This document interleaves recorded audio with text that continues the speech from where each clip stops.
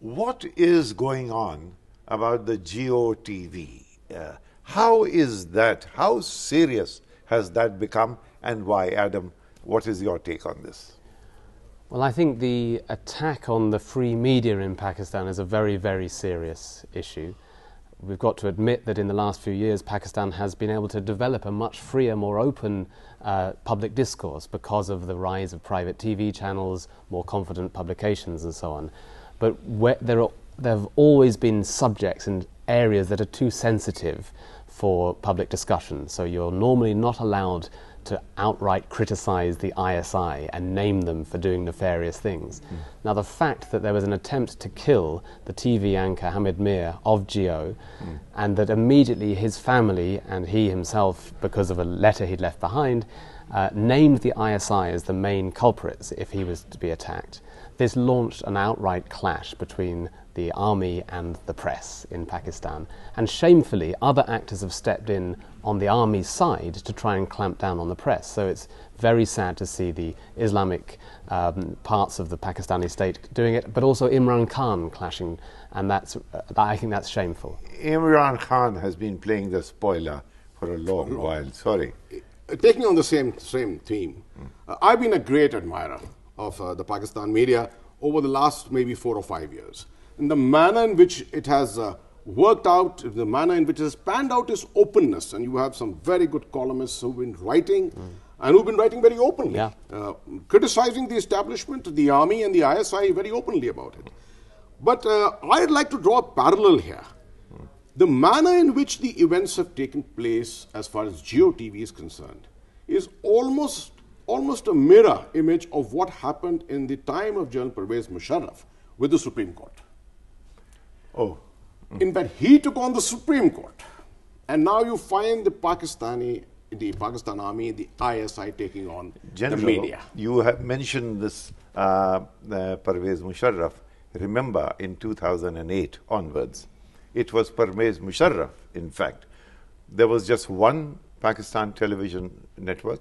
He gave licenses at the rate of knots, and therefore this whole burgeoning television bonanza in Pakistan is actually Pervez Musharraf's gift to that country. The media became very open in 2008.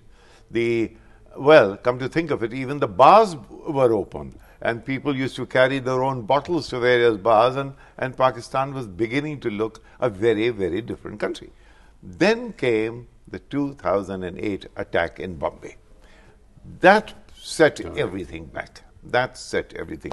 Does that make any sense to you? Well, yes, the linkages were there, definitely. There's no doubt that after 26/11, a lot of things have changed in the relationship between India and Pakistan. Internally within Pakistan, you found suddenly the voice of the radicals emerging in a very, very big way. And today we find whatever is happening in terms of the media being so open, it is definitely the footprint of the radicals, which is emerging stronger and stronger in Pakistan in almost every department. I was just going to say that I think if I were Narendra Modi coming into power today, of course I would be extremely concerned to sort out the relationship with Pakistan. But my bigger concern would be to look further afield and to think, how can I stabilize the situation in the region? How can I have good relations with Pakistan? Now, he will have to balance a whole range of influences on his foreign policy. We might want to talk about whether the RSS will have a say on the new government's foreign policy. But his interest, I think, or India's interest, is to get beyond Pakistan and to think about its role in the world, its economic prospects, and so on. So I don't think India wants to get bogged down in too many details of internal Pakistani politics. India has to think what's best for India. If I have a feeling, if I might add here, General, there is an Indian establishment. There are the agencies. There are the intelligence agencies. A burgeoning strategic community has grown. Now, they were beginning to overwhelm all discourse towards Pakistan. And you had a weak center in the UPA, and therefore they completely overwhelmed them. Here we have a situation which is different. From the looks of it, you are not going to have the establishment overwhelm the PMO as it is likely to emerge. It is going to be the other way around. It may be a little bit like Atal Bihari Vajpayee and Brajesh Mishra do it. When they made up their mind on foreign policy, boy, it was done. And I have a feeling, I have a sense that that may be the pattern. Having said that, you know, he has cast the die a little wider. He invited Rajapaksa, the President Rajapaksa from Sri Lanka. Now, immediately he must immediately get to be conversant with the diversities of India and how navigating foreign policy even within the region, the difficulties therein.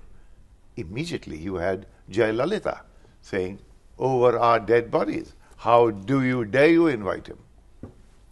Well, as I said at the beginning of the program itself, you were in ISA. I was at the IPKF for a good over 2 years, and recently I was in Colombo too. So I have a fair idea of various aspects of Sri Lanka. How will New Delhi get around that one?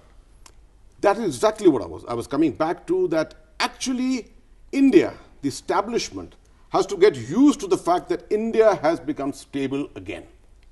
We've been too used to instability, I think, for the last 15 to 20 years, perhaps. And our policy was being dictated by this all the time. Everyone knows that the subcontinent is Indo-centric, right? And we have borders, common borders. So obviously regional problems of other countries do flow into our borders. And therefore regional politics, or should I say subnational politics, always make a difference. But now we've got a situation, we've got a strong central government with a good understanding of foreign affairs, their interests in the region. I'm sure they are going to move carefully on this issue and ensure that instead of any of our regional interests, or should I say any of our interests of our states, it will be the national interest which will continue to rule now.